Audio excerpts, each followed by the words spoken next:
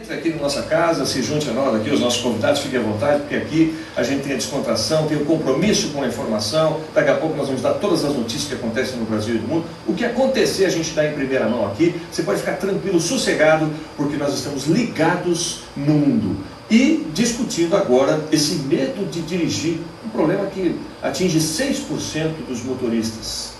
E 80% dessas pessoas que têm medo de dirigir são mulheres. E nós então resolvemos debater um pouco mais, aprofundar um pouco mais essa questão. Para mim é um assunto novo, eu de fato não sabia que existia esse problema.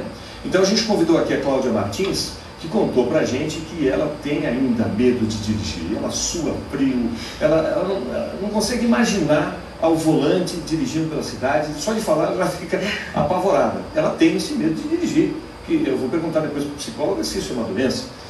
Como é que a gente faz? Quais seriam os primeiros passos? Quem vai poder responder isso pra gente é a psicóloga, a Marbel Saad Alexander, que está aqui já analisou nossas duas convidadas.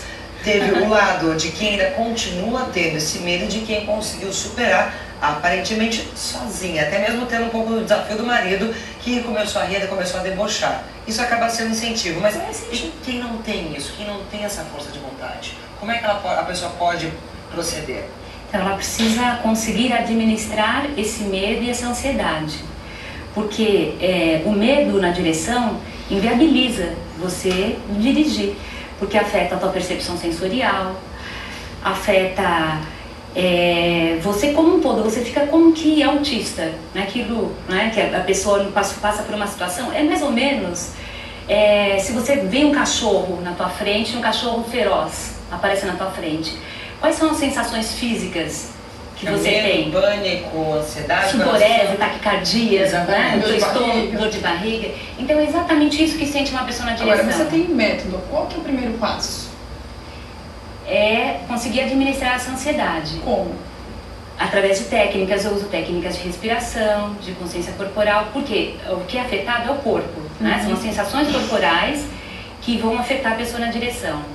Mas, por exemplo, como é que a pessoa tem que respirar fundo? Contar até 10, o que ela tem que fazer? Então, ela vai primeiro entendendo o que está por trás. Então, a Cláudia trouxe o que normalmente está por trás, pelo menos dentro da minha experiência. São pessoas que são perfeccionistas, autoexigentes, com um grau altíssimo de expectativa em relação a si mesmo, ao seu desempenho, e que é um pouquinho a história que ela está trazendo dela, né? Então ela vai entender isso, e que isso não inviabiliza ela no dia a dia, nas suas atividades, mas vai inviabilizar na direção, porque você não vai ter concentração, a ansiedade te deixa sem foco, você fica dispersa, né? Então inviabiliza. E que na realidade, mais pra frente, ela vai perceber que vai ajudar na vida dela como um todo, porque o carro está ligado mais à subjetividade da vida da pessoa e não à esfera objetiva. Então, normalmente, as pessoas são perfeccionistas, elas são profissionais competentes, né? Então tá tudo certo ali. Só que quando entra na subjetividade, daí que a coisa complica. E vencer essa barreira, conseguir respirar fundo, me acalmei, estou ali, vou virar a chave do carro, mas a mão começou a tremer de novo. Então ela vai conseguir aos poucos administrar isso. Então, primeiro ela identifica o que está por trás. Ela consegue entender a ansiedade dela, então é como se fosse, né, o grau, vai subindo, subindo, subindo, subindo. Então, num primeiro momento ela não consegue, né, tá lidando porque chega no pico. Depois ela vai vendo o quarto passo, o terceiro, o segundo, as primeiras reações físicas que ela tem, e ela consegue já. Mas todo mundo consegue, ou tem gente que realmente pode esquecer que não vai dirigir nunca? Olha, dentro da minha experiência no consultório, as pessoas costumam realmente conseguir. Então tem solução?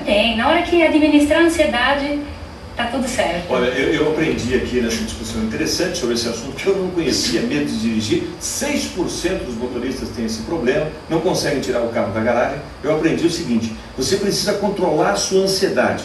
E para isso, dependendo do caso, você vai ter que procurar o auxílio de um psicólogo mesmo, porque ele vai te ensinar técnicas de respiração, vai tentar detectar se você passou por algum trauma, vai descobrir se você de repente tem esse perfil de uma pessoa muito perfeccionista, que exige muito de si mesmo.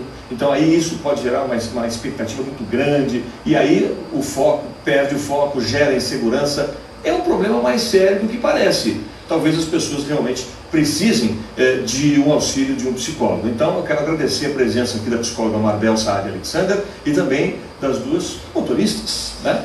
A Soraya Borges e a Cláudia Martins. A Cláudia ainda vai superar esse medo, eu tenho certeza. Essas dicas foram importantes para ela também.